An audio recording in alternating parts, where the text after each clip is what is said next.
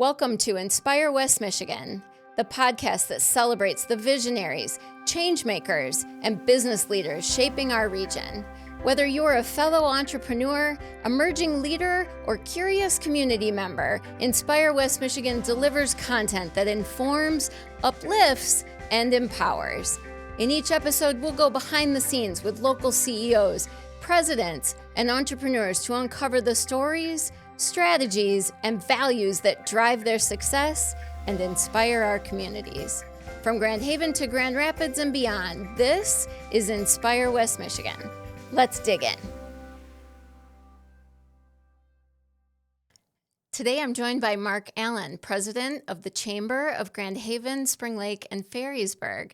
Mark brings local roots and big market experience to his role with our chamber. He is shaping how a modern chamber should look today and the resources it can provide to local businesses here in our region. Thanks for joining me today, Mark. Happy to be here, and good morning. Good morning to you on a sunny day in West Michigan. It was a nice walk across the street. I didn't have to deal with any ice or slippery slopes, so it's good. Love that.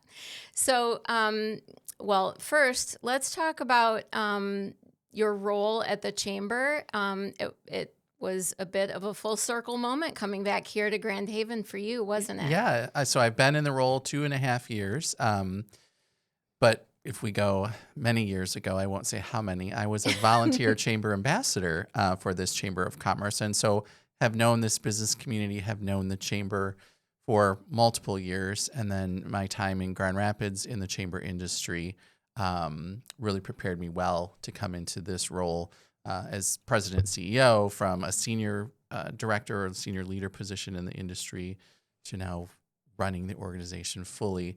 And it's been amazing how many businesses from Grand Rapids have footprints out here. Yeah. And so being able to work with some of the same people at organizations has been a rewarding surprise. Yeah. And such a small world moment to It is. run into those same people. It and is. Yeah, that's fantastic. We had an event this week over at Off the Chain Brewstillery, and a gentleman I've known for many, many years from Grand Rapids. He now has some work that he does here in the Lakeshore, and so we reconnected. It was good. Great. That's great.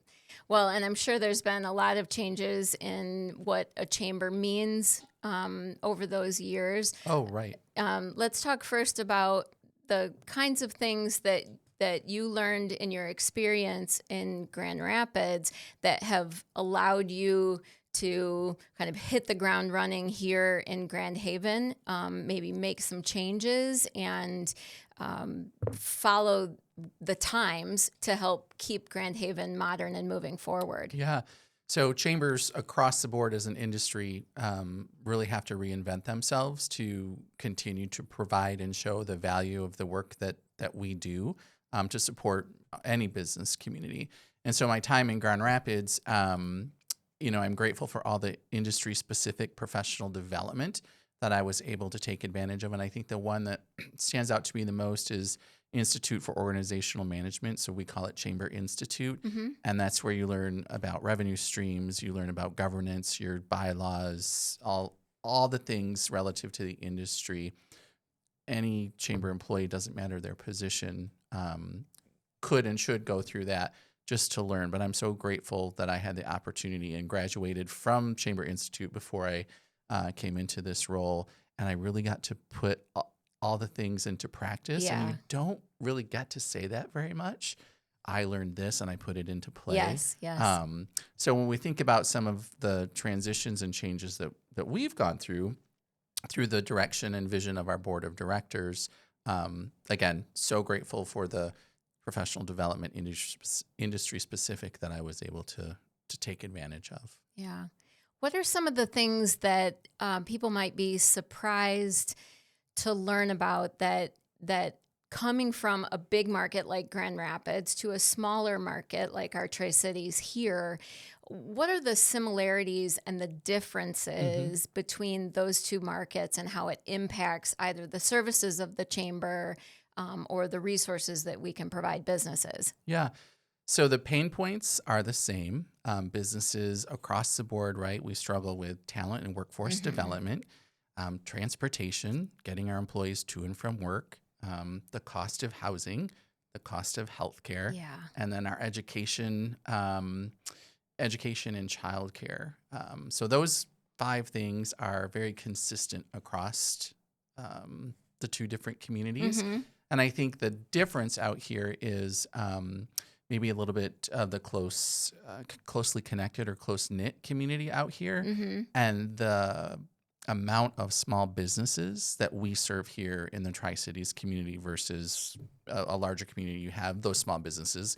They're important in every community, but it feels like your work sometimes is more geared toward the medium to larger size businesses, whereas Yes. here we're doing a lot of things to directly impact and bring people through the doors of our small businesses. If we think of restaurant and retail, restaurant specifically has been hit so hard. Yeah. And so the event we had over Off the Chain, designed just to bring people through the door. There's no structure, there's no format. Right. We just want to help bring some additional revenue. And so I think that's a big difference between the 2 communities. So now that's the event that you had at Off the Chain Brewstillery is an example of a little bit different take on an event that has been happening here at the Chamber for a long time. Let's talk about what made that event different than the common networking type events that we see. And we still have our traditional Chamber Bash. The chamber, we call them Chamber Happy Hour Takeover. It came up in conversation with a couple of us Chamber staffers, and how can we help bring people into the small businesses? And it just, through that conversation, well, we can say, hey, meet us here for happy hour from 4 until 5:30. There's no agenda. There's no structure. There's no pressure. And we've had 2 of them so far, and we filled New Holland and Off the Chain. So that's fantastic. And it's a different group of people even than what we see at the traditional Chamber Bash. And so that's another thing we always keep track of is who are our audiences that follow us from one program and event to another. Right. It's not the same for everyone. Yeah. If we can engage with a whole new population of Chamber members, that's great for us because it just helps further our work. Right. Absolutely. What are the kinds of conversation that you hear at those types of events that you think is really, really valuable and helps to make that time useful to those business owners and leaders? Well, a lot of times it's who can you connect me with here tonight, right? We had a couple of those last night, but we're happy to do that. And that's one of the things people either they just don't know or they're not comfortable asking. Your Chamber of Commerce, we should always be willing to make a connection or an introduction for you. And if we don't know somebody at whatever company you're looking to get into, we should go to work to find a person and make that happen. Absolutely. So that's part of it. But the other conversations, when I think about networking that I'm doing is, my role in the chamber, yes, I'm happy to make a connection, but I want to learn about the businesses. What are your successes right now? But what are your pain points? Because we probably know somebody or a resource or something that can help you get through whatever that pain point or challenge might be. So those are the conversations that I enjoy, is just the learning aspect. And that's probably one of the best things about our job in the chamber industry is we get to go behind the curtains and we get to see what goes on in an organization, how or what something is, what is made right here in Northwest Ottawa County, the things that we just don't know or take for granted, best part of our job. So, networking is certainly a big part of what the chamber brings, but you talk a little bit about other resources that people can tap into. What are some of the resources that maybe are best kept secrets at this point that the business owners and leaders in our region really need to know that the chamber can help them with? Yeah, so I think it's access to resources and information, access to our elected officials, whether it's at the local level, state, or federal. We have been really working to build a good relationship with Congresswoman Hillary Skolton's office and her representatives that are here in the community. And we've been doing some manufacturing tours with them, but we're also working very closely with our state representatives. I'm working on a project right now for a company we're working to invite the representatives in from our state level to see the facility because they're embarking on an expansion. And it's important that our elected officials know those things that are going on here in the community. So whether it's a government affairs related public policy topic or it's truly just come out and see what we do. We have a manufacturing company that really is looking to reinvent themselves into some new markets and helping them make connections, but also finding ways to help them save on some of the resources and expenses that they're incurring right now. So we never know from one day to the next what the email is going to be, what the phone call is going to be, or what our conversation and tour might look like, and what our checklist of to-do items looks like after the fact. Well, and I think for a lot of new business owners, they'll probably be the first to say, I'm an accidental CEO. Yeah.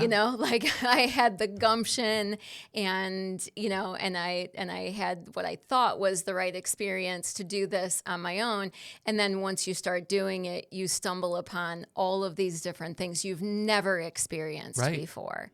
Yeah. What are some of the things that you find yourself helping new businesses with that can really save them money, save them time, and help make those connections for them? Great question and very timely.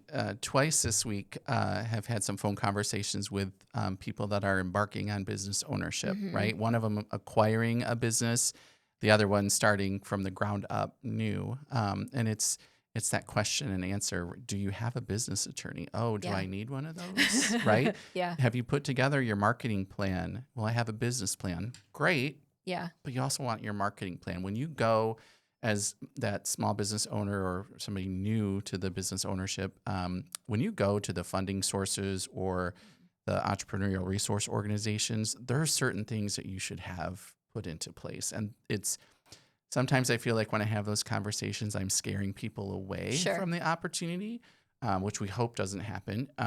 But it's just educating them and helping them. Okay, these are the things that I need to be aware of. And it's not, hey, I have this idea for a business. I found a spot for it. I'm going to buy it, lease it, whatever, and open my doors. Well, you have to also get in touch with the city to make sure that where you want to take this business is actually zoned for that type of business. And it's just the things that people don't know, and no fault of their own. They've never been in that situation. Right. But you're not just making a to-do list for these people. I mean, you're helping them to understand what needs to be done, but then also offering that helping hand to help them get it done. Helping make connections, introductions, right? Joining them for that first meeting maybe with if they need an attorney or they need that accountant to help them along. Those are the things that we love to do. It's not just serving our current and existing business community. How do we help our current business community grow? And that's through new business owners, new entrepreneurs, new CEOs and presidents from organizations that come in with a growth plan and vision. How do we help them execute it? Right. Well, and we talked about conventional and unconventional or modern networking, and it is those kind of peer opportunities that can be so valuable when you're embarking on something that's brand new to you. Right. Let's talk a little bit about those networks that you've created, where that came from originally, and how that can be a great resource to businesses. Sure. Well, the first thing I would say is email is great for, cold calling is uncomfortable, and we all know that. And cold calling, in its truest form is probably ineffective these days. But even though it's more comfortable behind the keyboard and email, you still have to be able to pick up the phone and have a conversation. And I say that to people all the time when we're struggling with sales. My sales team's not, tell me what they're doing. Well, the email, they've got this outreach strategy. It's email here. It's follow them on social media, LinkedIn. Where's the phone call, right? So sorry, I may have taken us off track a little bit, but that's so important. We help people a lot with their marketing plans. Your sales force is part of your marketing strategy. And if they're not doing the right type of outreach, you're not going to go anywhere. Right. You're going to see those struggles. And when we think about networking, it is that in-person networking is so valuable and so important. The old adage, right? People know you, they like you, they trust you. That's still very, very true. And in a smaller community and a very close-knit community like ours, that is even more so Absolutely. something that everybody needs to consider is I shouldn't go to a networking event or any sort of program and think I'm going to walk out with 3 deals today. It's going to take some time and just make sure that we're creating the space for these conversations to happen, but also setting the right expectations. You're not going to, and if you do walk out with a sale, good for you. A lot of people probably want to know your secret and how you did that, but networking takes time. And so we're always trying to educate people on that. And then there's so many different types. It could be an event, but then we have our small roundtable programs, peer-to-peer networking, where we're not just there for networking, but we're there to tap into the experience and wisdom of our partners in the group. If I'm experiencing something in my business, somebody in my group probably experienced that at some point in their journey. And how do we help each other along? Well, and I think being with folks that truly are your peers, that are experiencing the exact same challenges that you are experiencing, having the common thread of being in the same chamber, in the same community, sometimes keeps you from reaching out to those peers. But by you bringing those groups together, you're saying it's okay for us to have these conversations. You can help one another in way more ways than you can hurt one another as competitors. And I think that's a fantastic message, is that there's plenty of room for all of us to be here in this market, and we can tap into one another's knowledge and experience to get further down the road if we allow ourselves to. And that's just it. You have to allow yourself to, because it's hard to let the barriers down. It is. But sometimes you just have to like really share, like, this is what's happening and I just need help with this. Right. Somebody will raise their hand. I can help with that. Yeah. And it doesn't have to be, I'm going to help you by selling you my service. Right. I went through that. Right. And you're not asking people to share their secret sauce. No. This is not where you all go into a room and you share, what you're doing that makes you different than the guy who's sitting next to you. Right. It is, we're struggling to find qualified people for these roles. How have you found qualified people for these roles? How have you handled healthcare cost expense increases and things like that? What are the things that you're doing to address these challenges? And the chamber's making that type of peer networking possible. Yeah. What types of those peer networks do you have currently? Sure. We have our CEO roundtable group. We have a manufacturing roundtable. We have our human resources roundtable group. And when we think about the things you just said, specifically, healthcare and employee benefits, that group has been so great about sharing the creative benefits that they've created for their teams that cost little to maybe sometimes no additional investment from the company. It's just things you do. But then we have a marketing and a sales roundtable, and then I believe we're either launched or very close to launching an executive leadership, so kind of the second level leaders. And then we have our traditional leads roundtable networking programs as well. Nice. I just visited one of those groups this morning, and the bond that they all have, because they get together once a week for that leads networking, they really are in it to not just serve their business, but to move each other businesses along. And it's always refreshing to see that, because there's leads groups out there that sometimes don't have that same feel. So, business has changed. Certainly COVID had a huge impact on the way that all of us do business and the way that consumers, buy and research product. What are the changes that you've seen as far as the types of things that networks are discussing when they get together over the past couple of years? Yeah, I think the big one coming out of COVID is, how do we bring our team back into the office? And do we allow a remote work opportunity, a flex schedule? And that's challenging, because some people got very comfortable working from home, and that's what they would prefer now. It's nice to see your team in person and know that they're actually doing what they're supposed to be doing when they're supposed to be doing it. And so I think that's been a big challenge for not so much manufacturing, because your folks that work out on the line, they couldn't do that at home in their garage or down in their basement, whatever. But all of us in the service industries, we were able to work remote and we could do our jobs just fine. But there's a certain element to that in-person component, and I think that's collaboration. That's been a big challenge for organizations, is getting their people back into the office. The collaboration piece of it is huge. We lost, right, those opportunities. Yeah, we can jump on a Teams call or a Zoom call, right. It's different. but there's something about sitting across the table from somebody and looking at the same document and sharing your notes back and forth in that fashion. So that's been a big thing. And I think, too, it's, if we think about that remote work and how do you balance that out between, if you're a manufacturer, is it fair that my office employees can work from home, but my floor employees, they don't have that same opportunity?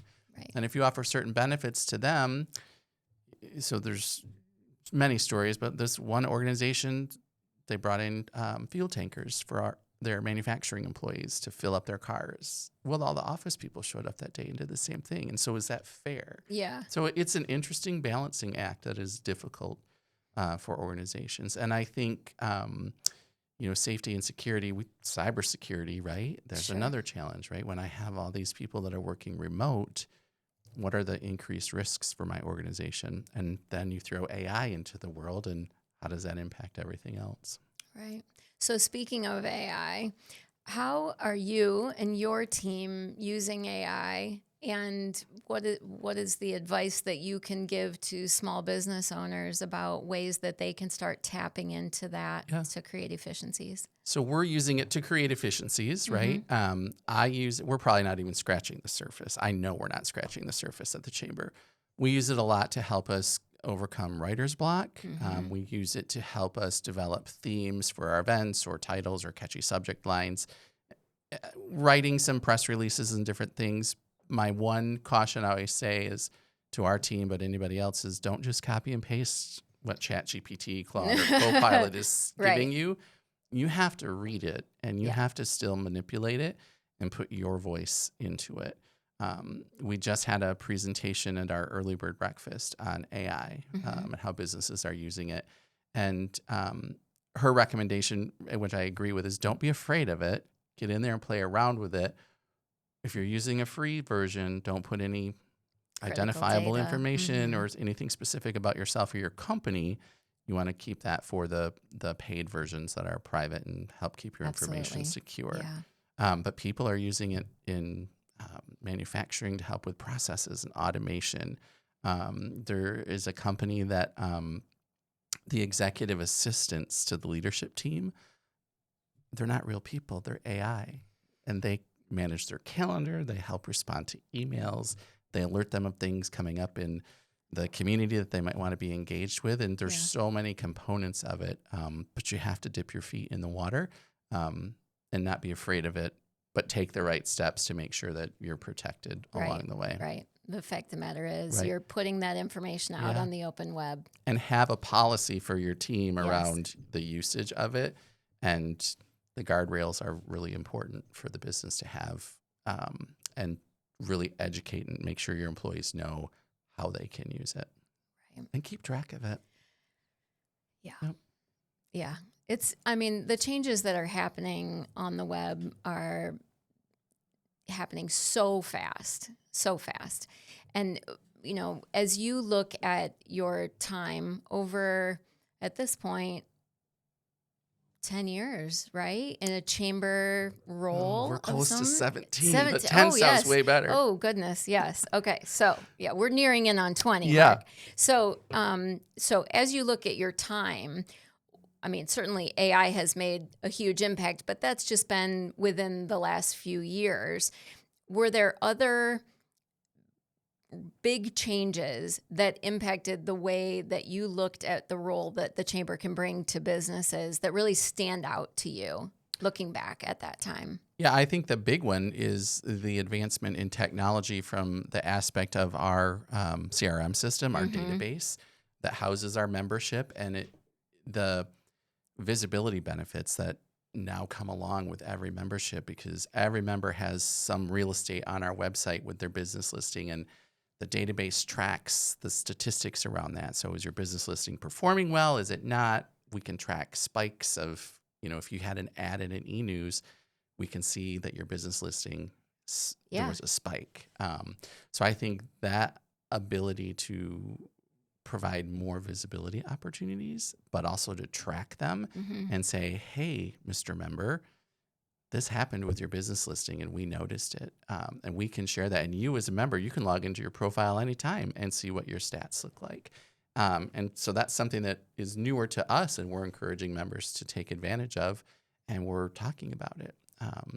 And then if you think about just, and this is your world a little bit, right? Communication and marketing have done some different things with the ability through our platform that we use for our e-news communication and the importance of cleaning up email addresses. And there's just created more opportunities for members to connect through some of the things that technology has allowed us to do inside the chamber that really supports the membership in the business community. Yeah. Well, this podcast is a perfect example of something that the chamber is helping to bring to market, right? So, for the listener, Inspire West Michigan is a collaboration between my company, Acorn Marketing, the chamber, and our talented production team at Rediscover Studios.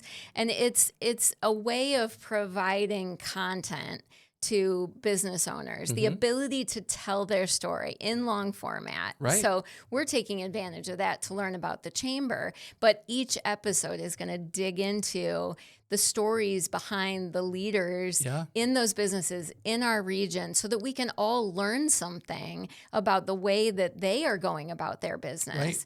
And it's stories that aren't being told in other ways. And so those businesses, through their e-newsletters, through their social media, even through their websites, can help their customers or prospective customers learn a little bit more about what makes their businesses different.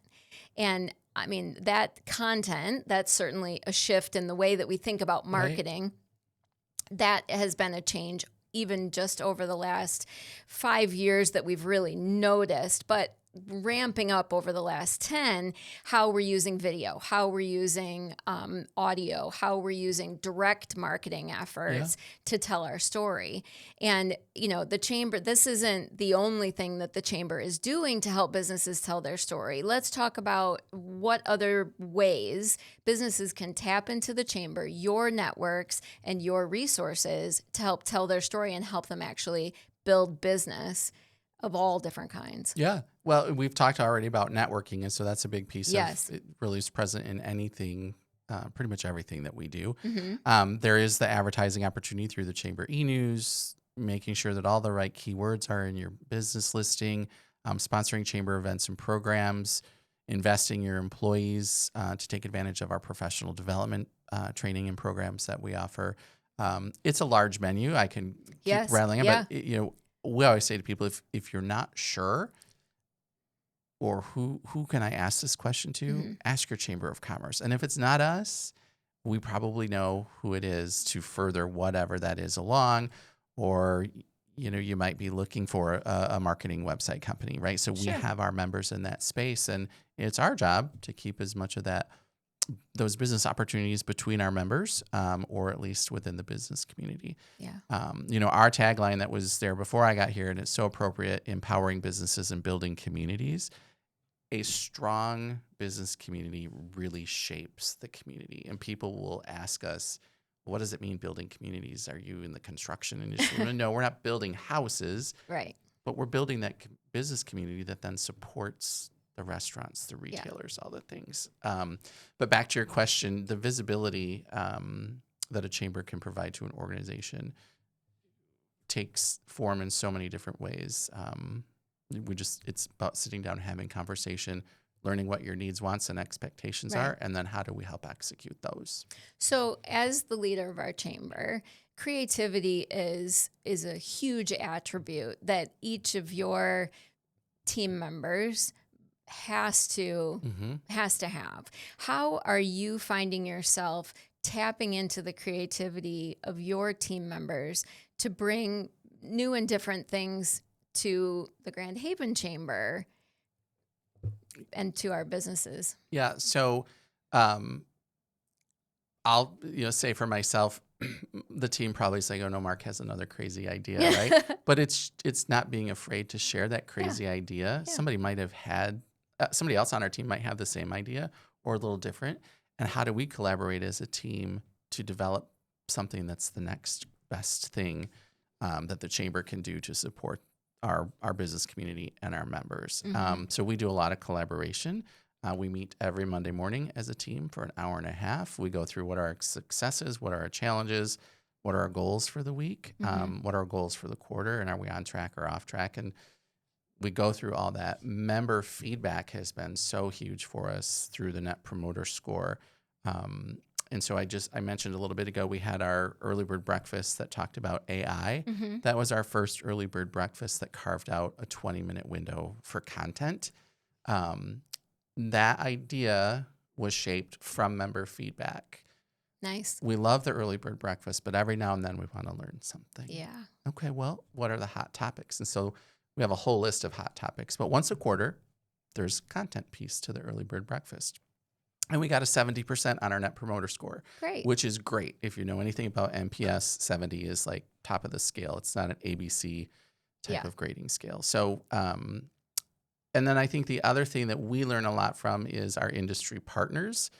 We do a lot of R&D in our industry. We call it rip off and duplicate.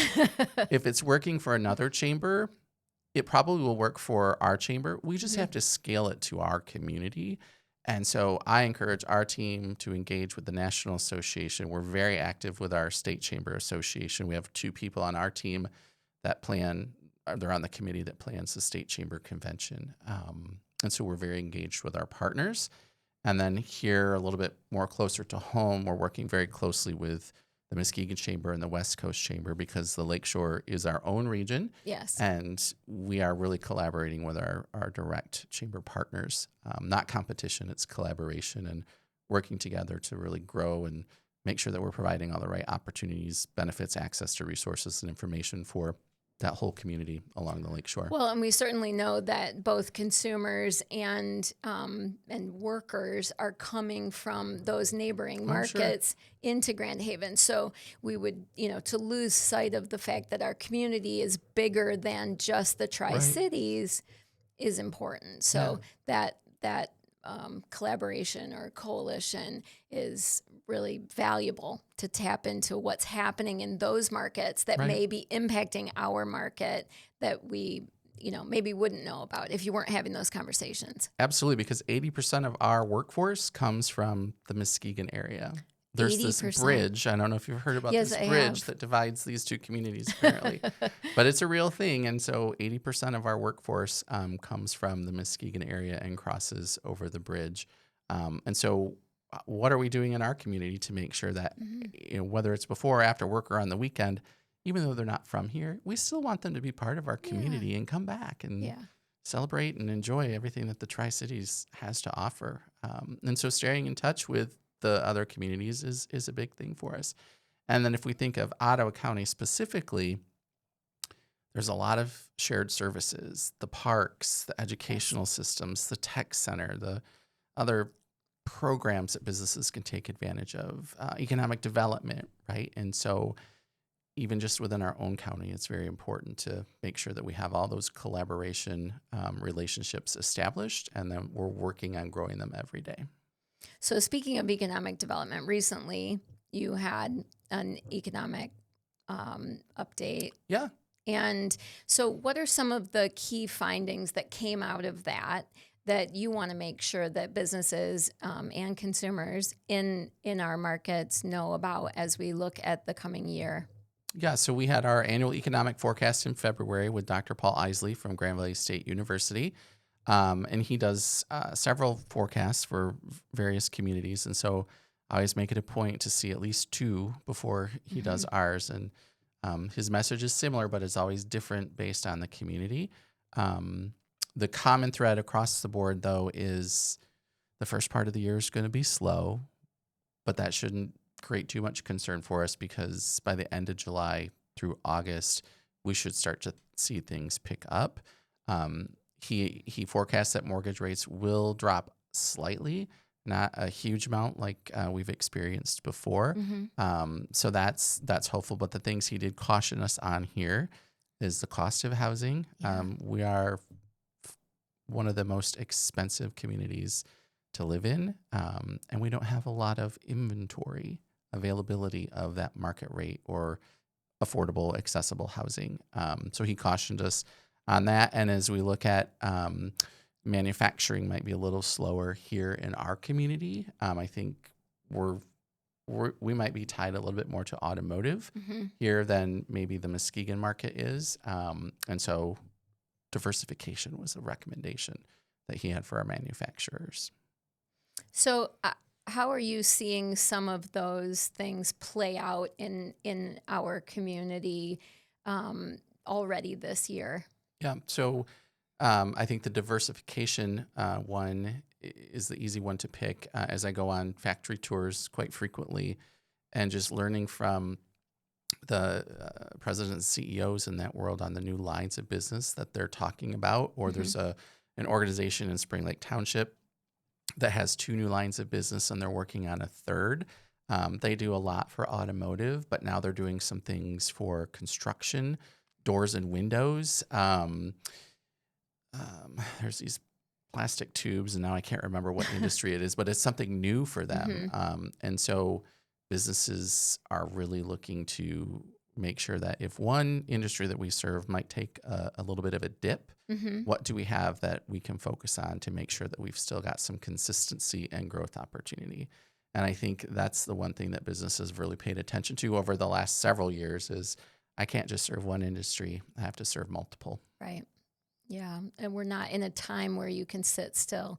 Innovation is incredibly important in keeping your business healthy. Yeah.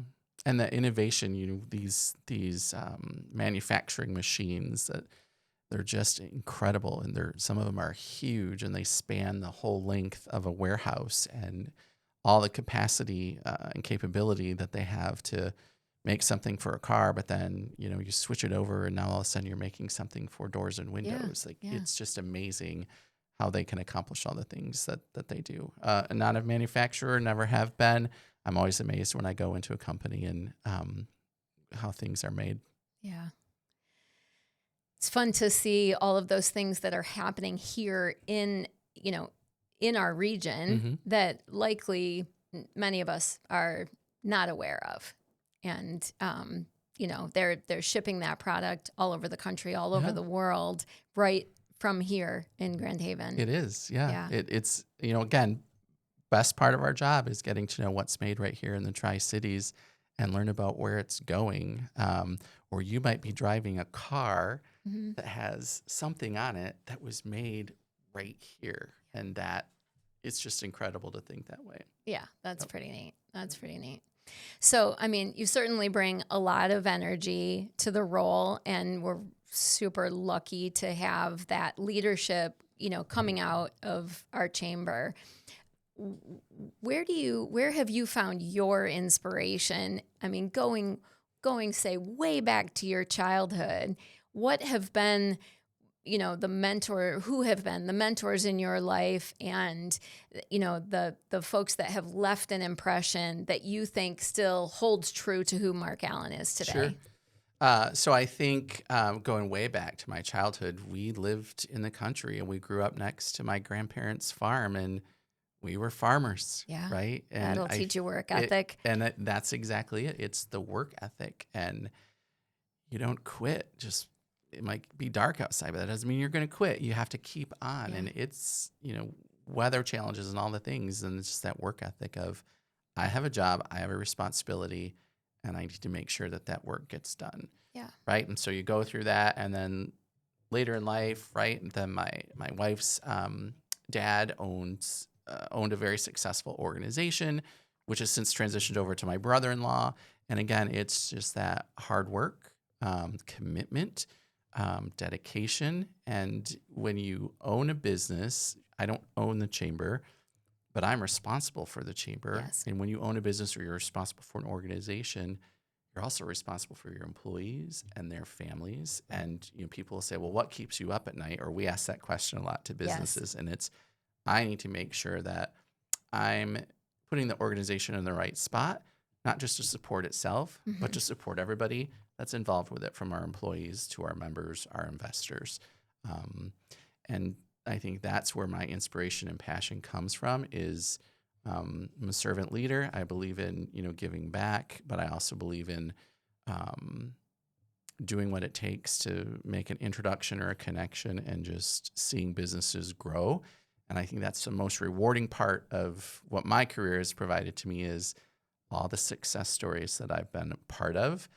And I didn't realize it until I made the transition from Grand Rapids here, and I kept them all. Yes. Saved every one of those emails that came in and said, "Hey, I don't know if you know, but this really helped me, or you did this, and we're so appreciative." As a leader, you don't hear those things very often. No, when you do, hang on to them. Right.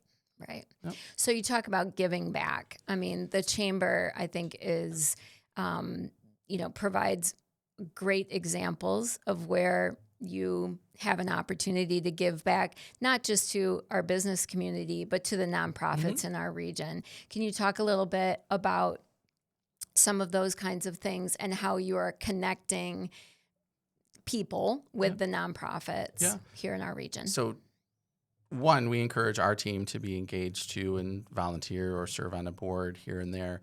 But we have two things that are coming up here in the short term. One is our April Bash that's combined with Community Connections, and it's somewhat of a nonprofit expo. But it's a way for the people that are attending the Bash to come in and connect with the nonprofits, learn about who they are, what they do, what opportunities might be available to volunteer or serve on a board, an event that might be coming up. And so that's something that we've been doing for the last several years that we're very happy to be part of in partnership with LNA, the Lakeshore Nonprofit Alliance. But then May 13th, we have Community Impact Day, where we secure, this is part of a statewide chamber initiative. Okay. We secure nonprofits that have essential projects that they need to have done, and then we recruit volunteers, and we send them out for the afternoon to work on these essential projects so those nonprofits don't have to invest that money to get the project done. It's being taken care of through volunteer work. And then they can take that money that they would have spent and put it back towards their mission. And so that's, again, May 13th. I was looking at the numbers yesterday. We have a need right now for around 150 volunteers, and that will continue to grow. So I'm going to put in a plug, volunteer, Community Impact Day.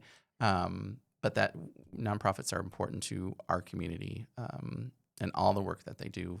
We're so grateful for. Well, and I think it's really important for businesses to create those opportunities for their teams to give back. We're busy. Consumers, today are incredibly busy, right? We're parents, we're students, we work all day or we work all night. And, sometimes making the time to give back in your own time is really difficult. But what I'm hearing is that it's really important to our employees to understand that the businesses that they work for care about their communities and that they give them a way to give back to those communities during work time. That's huge for organizations. And we love to talk to the companies that say, we give our employees, 2 days every year to go out and volunteer in the community and give back, and we still pay them their full wage for that full day. Right. It encourages, that civic mindset, giving back, servant leadership, but it also helps provide.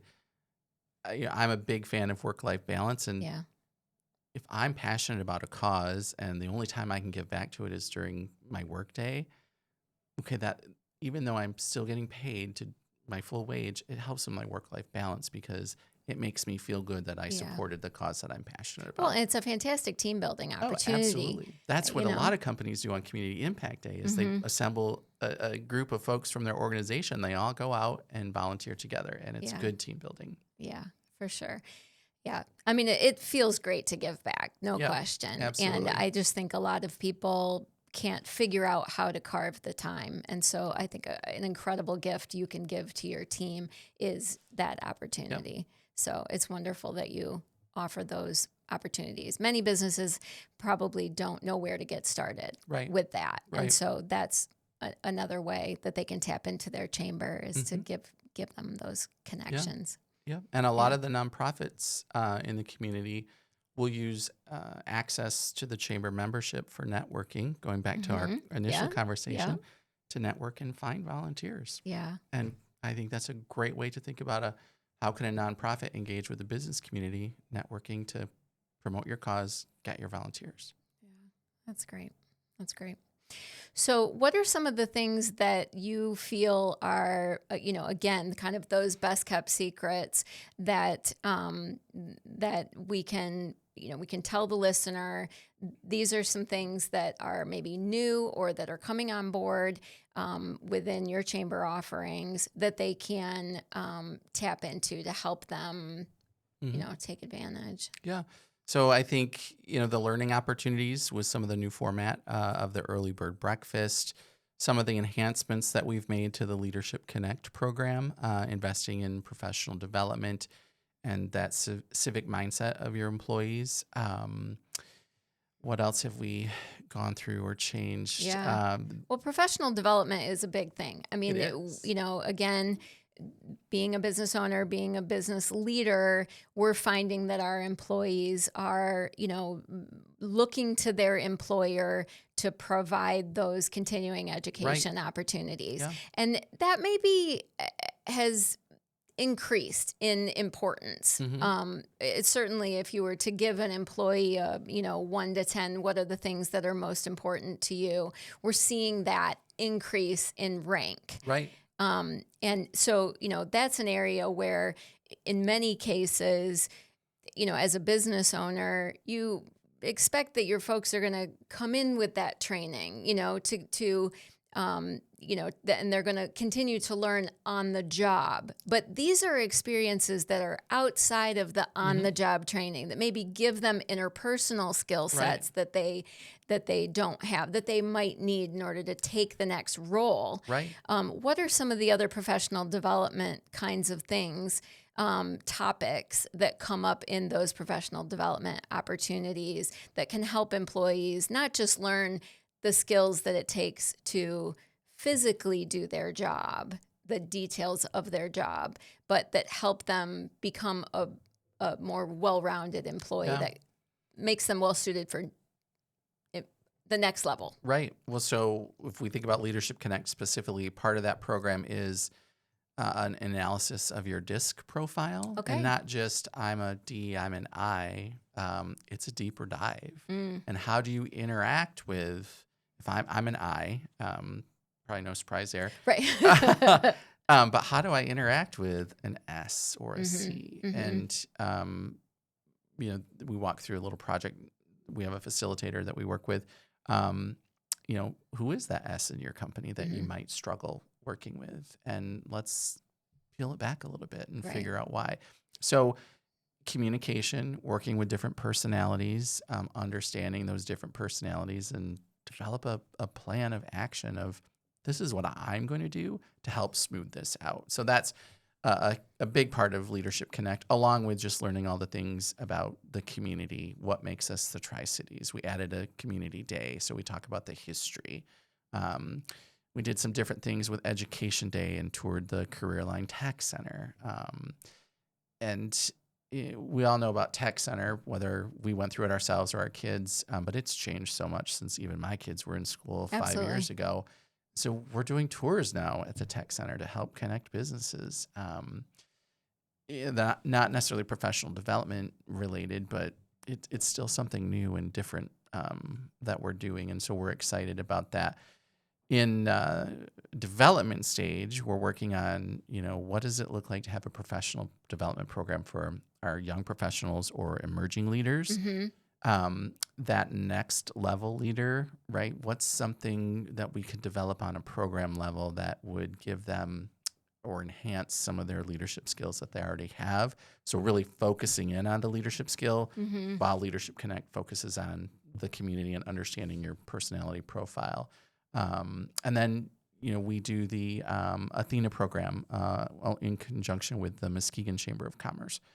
But what does a program look like for women in leadership? And that's something that the two of us have talked about, right? Is a roundtable for really important women business owners. It's, it's different and something that we want to encourage. Both of us have have a desire to do that and to provide that platform for women who are interested in leading businesses, owning businesses, and to provide that networking opportunity that that is a common thread, and provide that. So I'm hoping we can bring that we're working on to it. bear. We're brainstorming on our team about Wonderful. it. So I'll keep you posted. Yes. Yeah. Very exciting. Other professional development things, that we're working on. We think about our high school kids, right? So I think even though they're still in school, professional development things, we just had a group of Grand Haven high school kids that joined us for the last 2 early bird breakfasts. And I think there were a couple of kids there from Spring Lake schools too. But just introducing them to this is what a business event feels like. And so while it might not feel like career professional development, I'm in my job and I'm getting this, we have to start at the earlier ages and help them figure out where they want to go, how do I navigate to get there, and who do I need to connect with along the way. Right. Very important for us. Yeah, very important. Are there other opportunities for young people to experience the chamber offerings and things like that? What else? What are the other connections that you're doing? You have an event, I believe, that is at the school where businesses can connect with young people and help them to understand what the businesses are in West Michigan, so that even if they're choosing to go to university or college out of town, they understand what it might mean if they come back to West Michigan. Yeah. So this has been a long time program of the chamber. And I think one that makes our chamber a little unique is called Boomerang, and it happens in October. It's a great name. Yep. Because we want them to go away. Exactly. And we want them to come back. Exactly. And so it happens every year in October down at Grand Haven High School. So it's for their students, but the kids from Spring Lake come over, kids from Allendale come over, Fruitport and Coopersville. So we're engaging with kids, not just right here local, but and it's not so much a job fair as it is a career path exploration event. And just what you said, I'm learning about the companies that are here in my community, who they are, what they do, because I might be interested in coming back and working for them. Or I might not be going to school right after high school. And I need to know what's available to me for that summer, for an entry-level career. I might be coming out of a tech program, and my certification, where can I use it? And it's just creating the awareness and knowledge of, hey, we have a lot of cool businesses and very successful businesses here in the Tri-Cities area. And you don't have to go and work in Grand Rapids, Detroit, right? The West Side is the best side. And so let's take advantage of that. Yeah, that's great. So as we wrap up,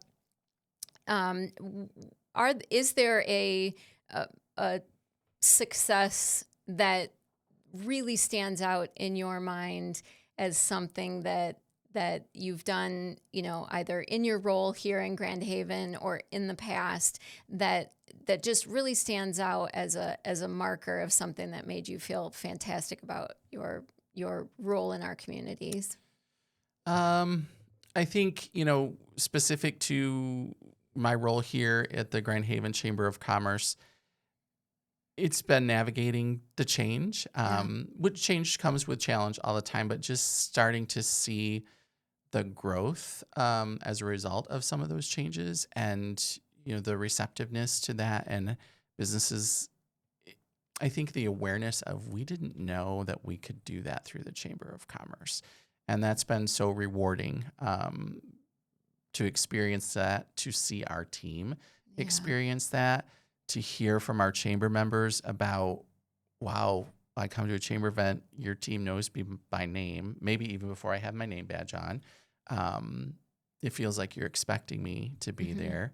And so we've really, that member engagement and member feedback is so important to me, and to see our team really starting to learn that and adapt that, and the businesses seeing the benefits of it has been very rewarding. Yeah. And then chamber career-wise, just a small business story of a business that was struggling in Grand Rapids. We brainstormed marketing plan, the whole thing, and now to see them have 3 stores under their fantastic. umbrella, and their most recent one opened here last summer in the Lakeshore area, and so I still get to be part of their story. Yeah, that's great. Yep. That's a nice talk about full circle moment, It is, right? right? Yeah. Yep.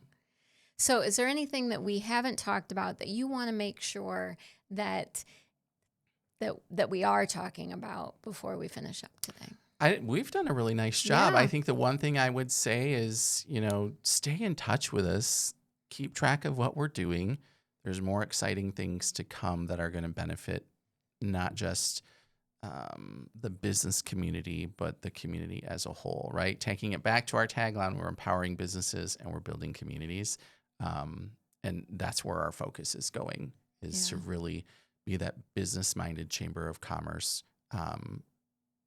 Our predecessors did a great job of getting us where we're at, and our board says, let's take it to the next level. Yeah. And that's where we're going. Well, you've done a fantastic job so far, and Thank you. I think we're all really excited to see all the new things coming aboard and all the ways that you're making sure our chamber stays modern and an incredible resource to our businesses. Yeah. Relevancy is important to us, Yeah. along with sustainability, and we want to be here for the long haul to support everybody. That's great. That's great. Well, thank you so much, Mark. Absolutely. Thanks for having me this morning. You're welcome.